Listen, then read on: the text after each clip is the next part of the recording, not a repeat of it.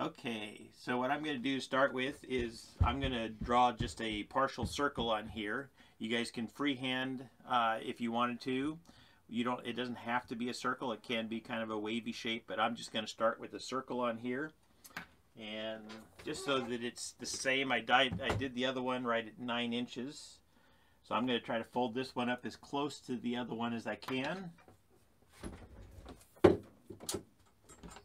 So I put a dot out here at 9 inches, and then I just put my little slip knot on my marker. I hold my finger tight down here at the point and line up my marker right here at my 9-inch dot that I put on there. And then just holding it tight, you can just slowly draw your line. I know this can be a little bit tricky to get it down, but once you do, it just makes a quick, easy method for drawing a circle or a partial circle on here. So anyway, we're going to fold this up. So I'm going to just get those out of my way a little bit. And then also I'm going to kind of play with a little bit more of a zigzag type fold. So instead of picking my pleats up and lining them up nice and perfectly straight, I'm going to grab on either side of this line and just kind of fold it over. This here is just my own preference. If it's something I saw in my meditation, you guys can just fold it straight up. That's fine. But like I say, so I'm just folding. I'm just grabbing pieces from either side of the line. So you can see that my line is starting to have little zigzag shapes here on top. Let me see if I can pick that up. So instead of being a nice straight line, it's zigzagging. It's just because I'm flip-flopping back and forth. So I think I've called this a zigzag pleat before.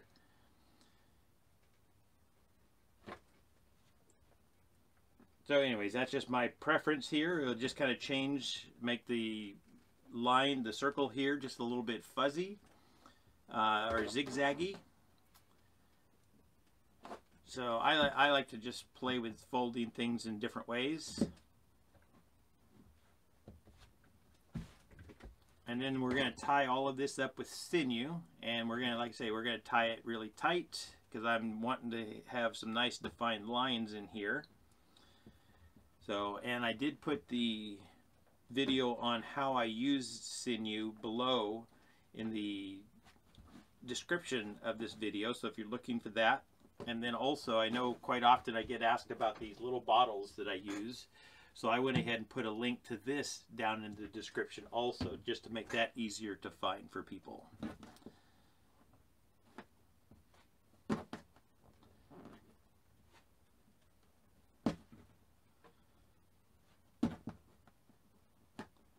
Okay, we just about got this.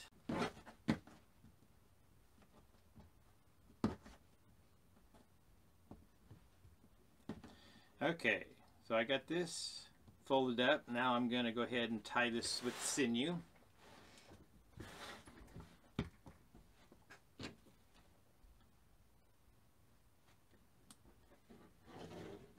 Oh, I need to take up this slack here.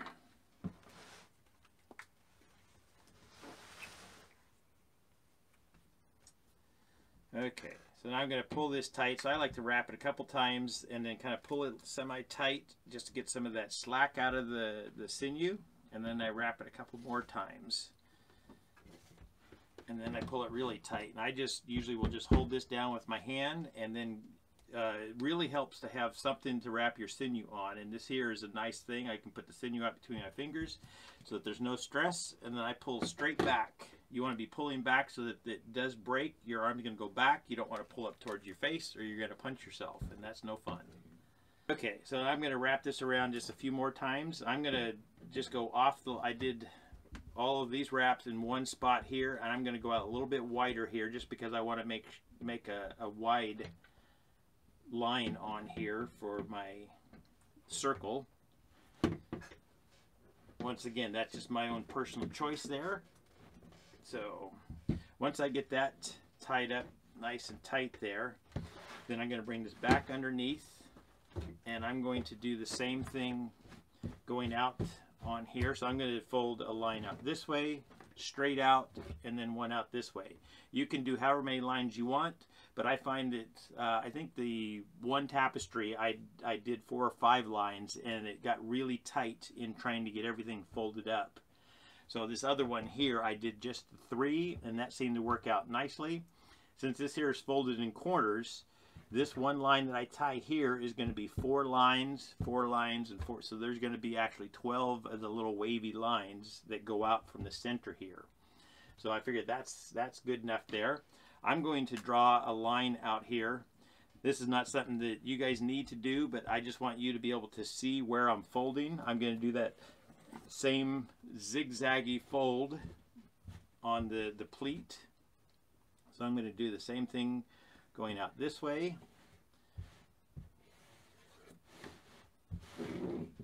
And then going out this way.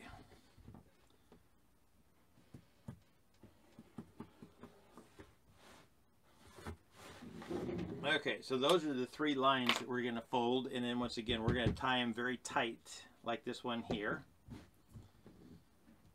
So I just, like I say, I just pick this up, and then I pick up on the other side of the line and bring it across. So I'm just going on each side of the line, and really what I'm doing is kind of, instead of picking, normally you pick up your pleats going straight like this here, and what I'm doing is picking up my pleats going at an angle like this. So I'm just picking up and going at an angle and folding that in. You can see how this line here is kind of hash marked in there a little bit. So it's just another fun pleat to kind of play with, just to give you a little bit of a different effect on your tie-dyes. But you certainly can just pleat it straight out. Whatever works best for you is what you should go for.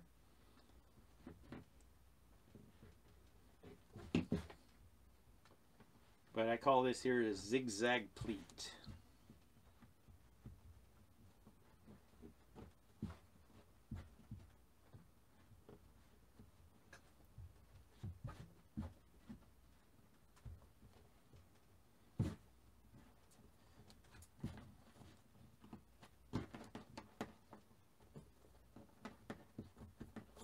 Okay, so I'm getting out here to the edge. So we'll get this tied up. Now the other thing, I went ahead and left my sinew tied, but I'm not able to tie straight up because my sinew is coming off from the side here instead of the middle. And I did try to play around with tying another piece of sinew in there by just laying it there and wrapping it, but it just seemed to get too much of a trouble to do that. So I just found it was easier to wrap this around, and I'm just kind of coming over here to the other side and making just a little bit of a triangle.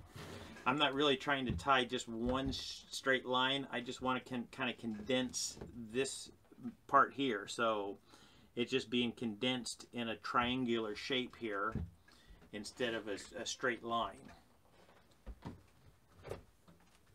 But that works nicely for my Mayan sun, because then hopefully these lines are going to be a little bit wider at the bottom and go out to a skinnier point out here at the end.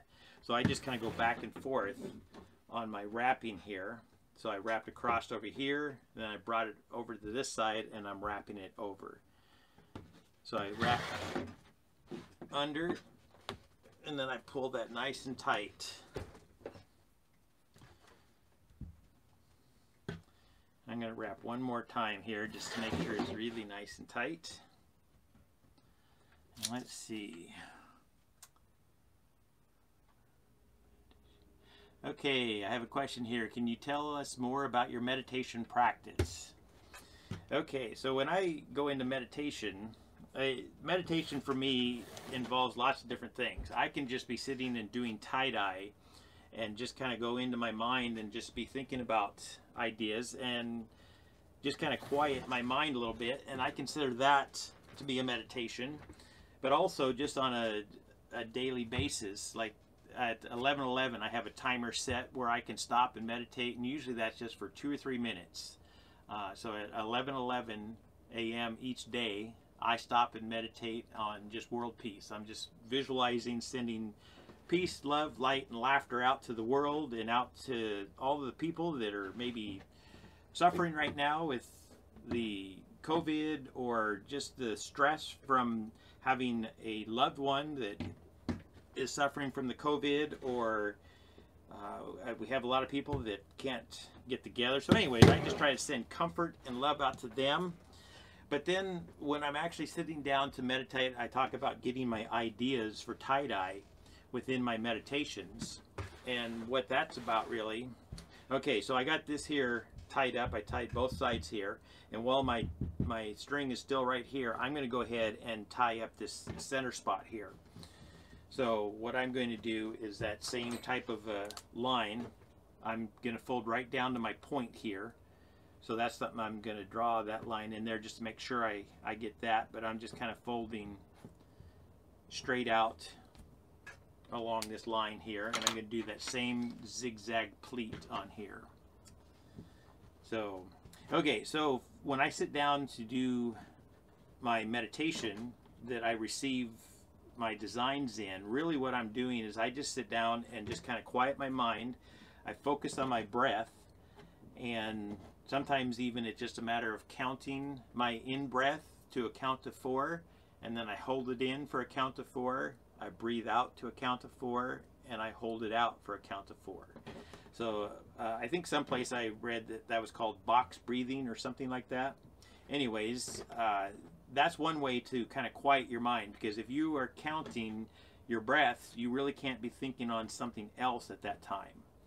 And once I kind of get into that meditative state, you know, I've quieted my mind, then I might just kind of set a little bit of an intention. You know, if I'm looking for an idea for tie-dye, I will kind of set that little bit of an intention that I would like an idea. And you can call upon your higher self, you can call upon your angels and guides, any of our helpers. I know we have a lot of helpers around us in this reality here that aren't visible to us. I know that's a little woo-woo out there, but that's what I believe, and I can feel it.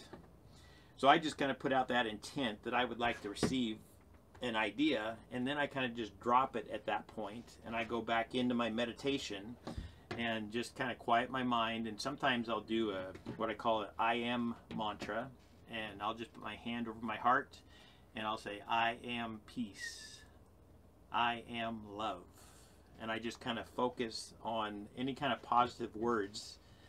And as I'm doing that, sometimes then an idea will come to me, a picture will come to me. Sometimes it's you know, something that I can see in my mind's eye. Sometimes it's just an idea. And I always have my notebook handy where I can stop and take notes on any of my ideas. And there's times where I spend more time writing notes down than I do meditating. So anyways, that's kind of my meditation practice. So thank you for asking. And I do plan on, at some point, I would like to start another channel and maybe record some meditations and put that out there. I just haven't got around to doing that yet. Okay, the next thing I'm doing here is I'm just going to take both of these sides here and I'm just kind of folding them up in a random manner. This here is where I kind of invite the universe in to assist with my design.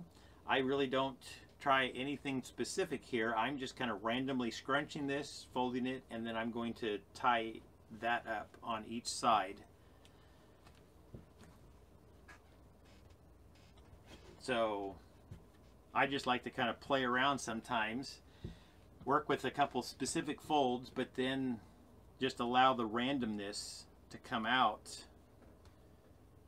by how everything comes together. And then when you start putting your dies on, then that adds to the randomness, and that's where the universe can then come in. And I think the universe is who helps with putting faces or whatever in my designs. So I always welcome any help from the universe, although sometimes the help might come in a way that you don't anticipate. So you have to be just kind of really calm and mellow about allowing the universe to provide in a way that it sees fit, because that's your higher self, your angels, your spirits, your guides. that are really doing the helping there. I can see almost a picture of my higher selves helping guide the flow of the liquid as it goes down into my tie-dyes. And they're like, okay, we're going to channel it over here, then we're going to channel it over there. So, yes. Oh, yes, Mr. Tie-Dye Meditation Channel. We'll see what we can get going here.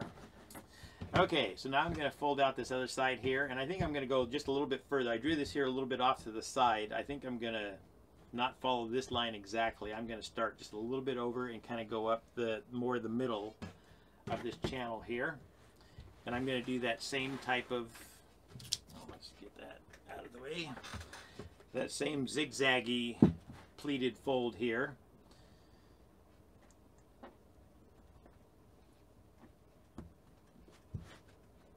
And once you kind of practice this, it does go pretty quickly here. I just usually will switch hands. So while I'm holding with this hand, I'm reaching across that line. So this here is the line that I'm folding. So I'm holding with this hand and I'm reaching across that line to grab a piece of the fabric and bring it over, and then I'm going to hold with this hand and reach across the line with this hand. So you're just switching back and forth with using your hands as to which one is holding the fabric and which one is pinching the next little bit up.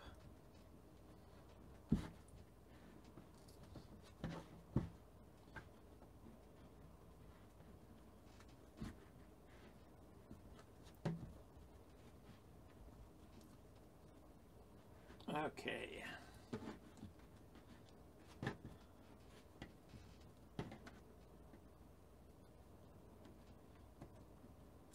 Okay, we got that there. So now what I'm going to do here is tie, once again, I'm kind of going up at an angle and wrapping that under, and you just have to kind of work the sinew in to these points here. And I'm going to wrap over top of this and then under on this side and do that same kind of channel thing that we did down here on this side here. So I try to pull some of that slack out and I hold it down. Excuse me, sorry about that.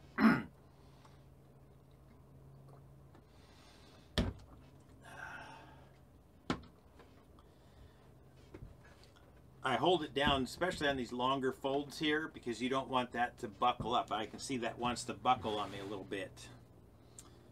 But by holding that down, it helps tighten things up without buckling. And you just have to kind of work this around. Like I say, it's not an easy wrap up because I got to work the sinew into these different spaces to get it wrapped around. But it all pays off in the end. Okay, a couple more wraps and then we're going to move on to this other side here.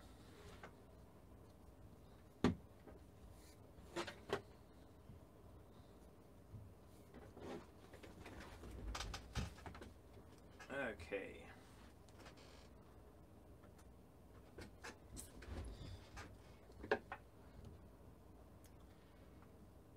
Alright, well maybe just a couple more on this side. I like to just kind of keep it even if I can. If I'm wrapping both sides down, then there we go. That looks good. Then usually what I do is I just kind of continue this around, wrap this up to get it back over into a place where I can start my next tie at. So I just kind of fed it underneath, wrapped it around, and now I'm ready. I'm going to go up this side and then I'm ready to tie up there.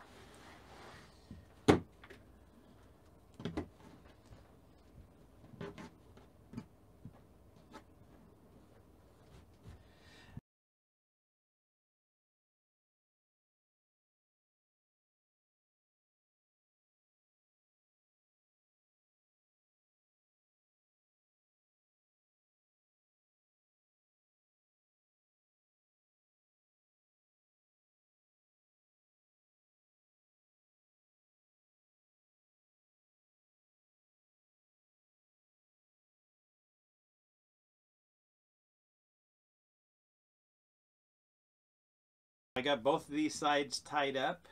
So this here was the middle line, the two side lines. This here is the circle. And I'm going to go ahead and tie, because on this one here, I tied up the circle the same way here. And then I also tied up the sides here and here. So I'm going to go ahead and put two more bands, or one more band on each of these parts here, and then we'll be ready to start dyeing this thing. So, and I always like to get my sinew set up where it's ready to start wrapping it as soon as I get the thing folded up here.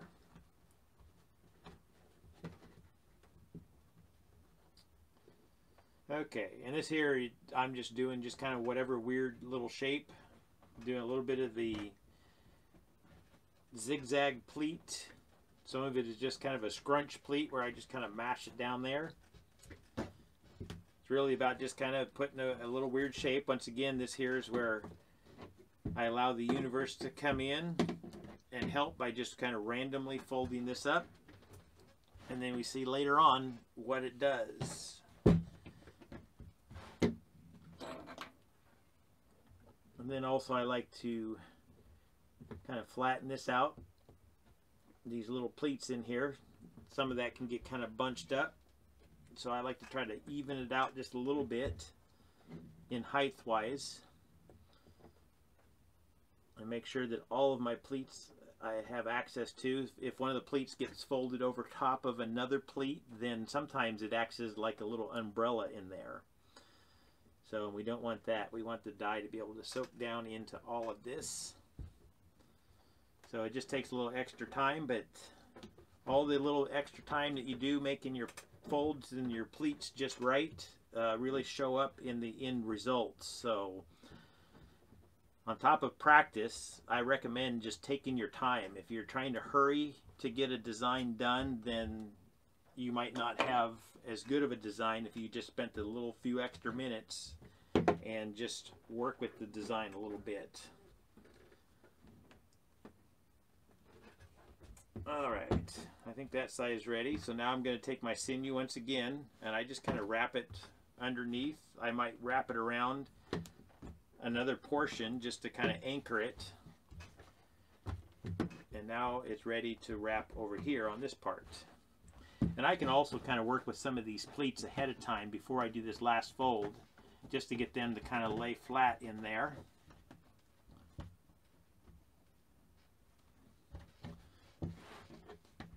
And then we're going to just do, like I say, another little weird fold on here and see what we get in the end.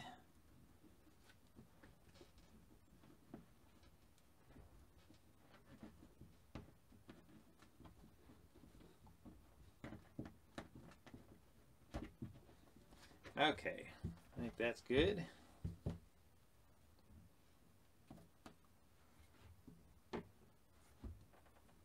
Let's see. Where do you buy your sinew and what kind is it? I buy mine from Dixie Gunworks, and it's just the flat sinew 70-pound test. So it just comes in one of these big rolls like this here. And like I say, I like the flat. This here seems to have a nice bit of wax on it. I've had some over the years that felt really waxy, and I've had some that felt like they didn't have any wax on it. But this here has, I think, a nice mix of wax on there. Not too sticky. And I usually will order 2 rolls of the sinew just to save a little bit on shipping. But Dixie Gunworks, if you look them up and then just type sinew into the chat box or into the search box, then that should come up for you. Let's see. Would love to see hoodie, long sleeve tee, or pants, leggings live tutorials. I actually just went and bought a new pair of pants that I plan on doing a tie-dye on. Not quite sure. I might do it as a live one, but at the very least I will be doing a video on tie-dyeing a pair of pants. And then also I happen to have this pair of tan shorts on, and I'll be tie-dyeing these also. So it looks like Julie just set me up with some more questions here. So as I finish tying this up, I'll try to answer a few more of these questions here. Once again, I just try to straighten these pleats out as much as I can in here. And whether they're pleats or they're scrunches, the main thing is I just want them to be all on their own layer here. I don't want to have too many layers that are folded over top of other ones. That's what I'm talking about here by straightening them out.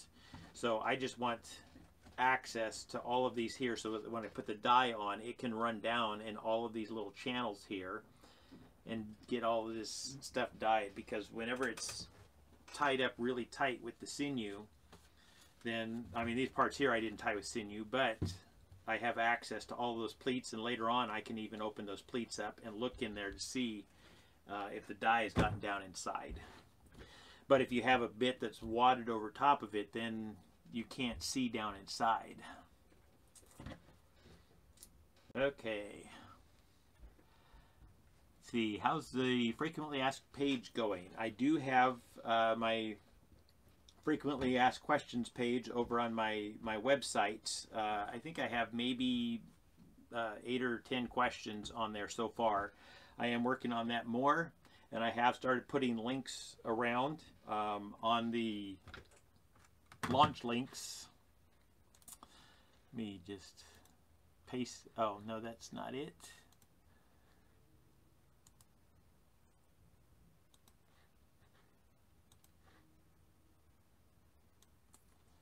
Oh, thank you, Uniquely Yours, for that super chat. Very much appreciated. See, love what you do, Carl. Peace and love to you. Oh, thank you.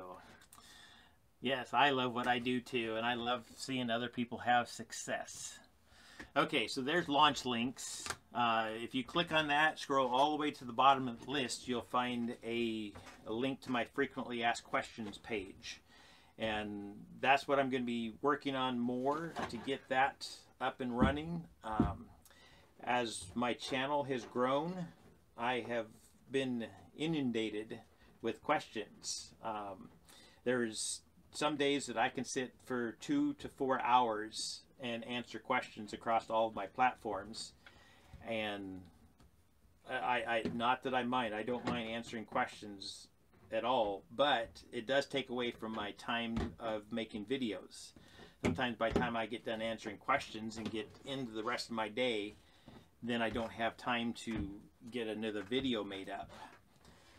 So I'm going to be working more on that frequently asked questions page, and I'm going to be trying to refer people over there. And sometimes if somebody asks a question, I might just cut and paste an answer from over there because I've already typed all the stuff out.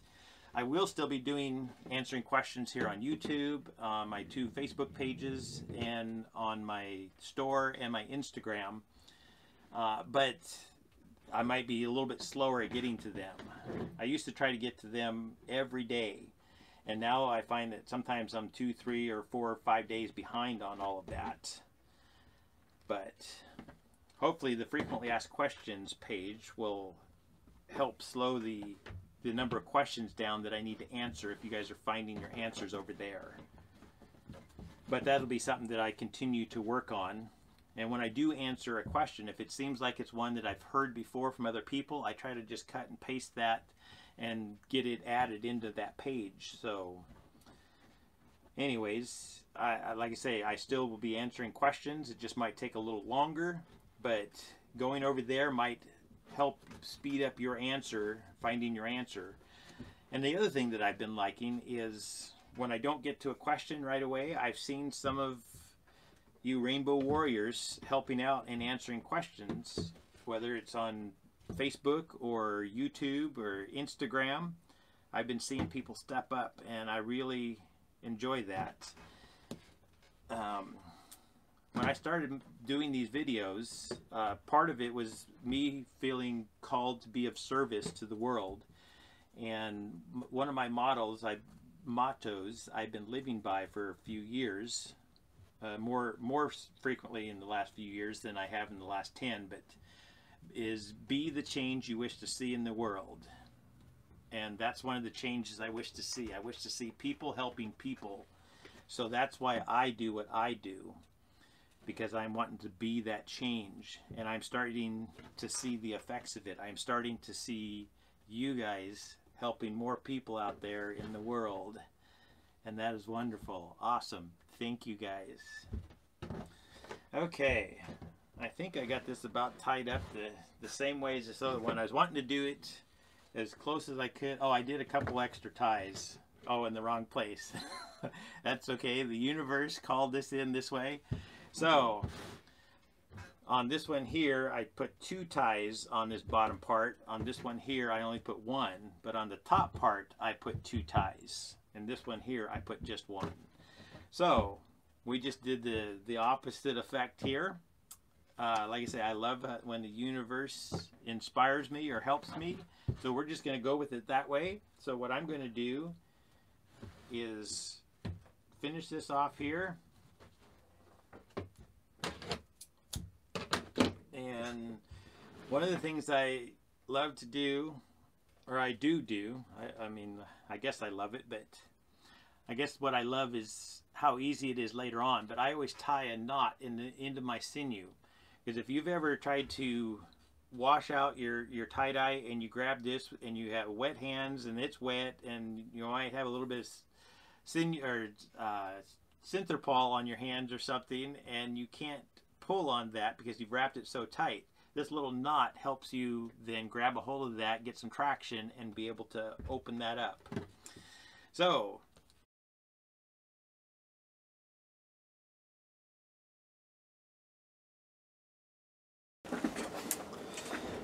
okay, here we are for the Mayan Mandala Part 2. So those of you that watched my live show on Wednesday, let's see, what was that? Wednesday, August 12th.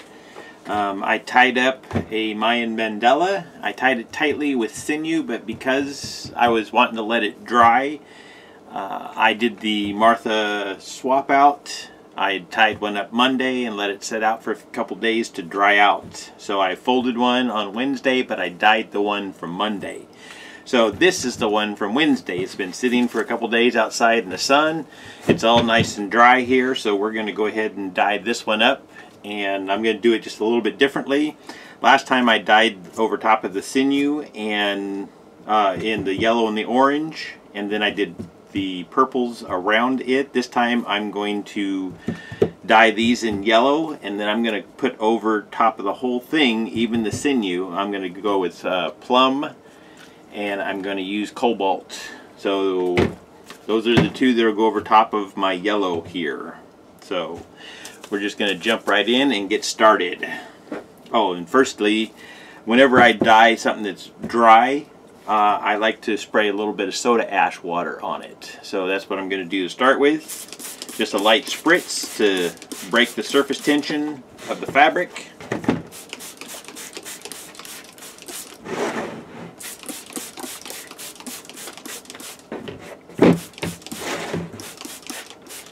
Okay, that should be good.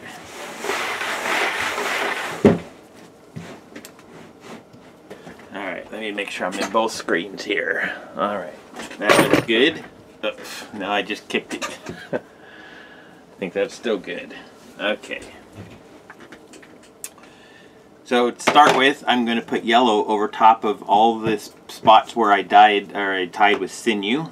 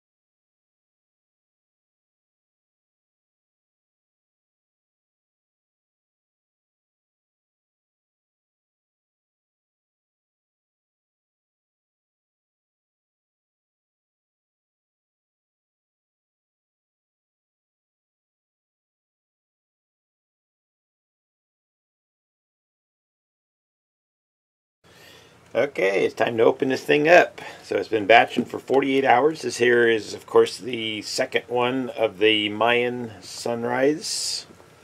So we're going to open that up. Looks like we got some nice color in there. So let's go into super speed.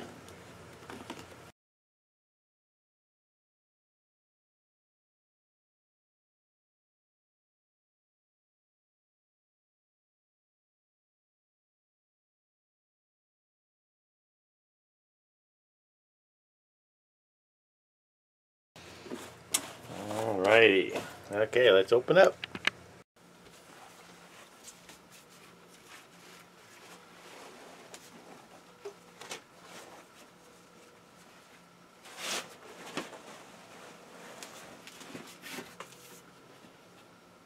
Yeah, some beautiful colors in there. Alrighty, I'll get this washed and posted.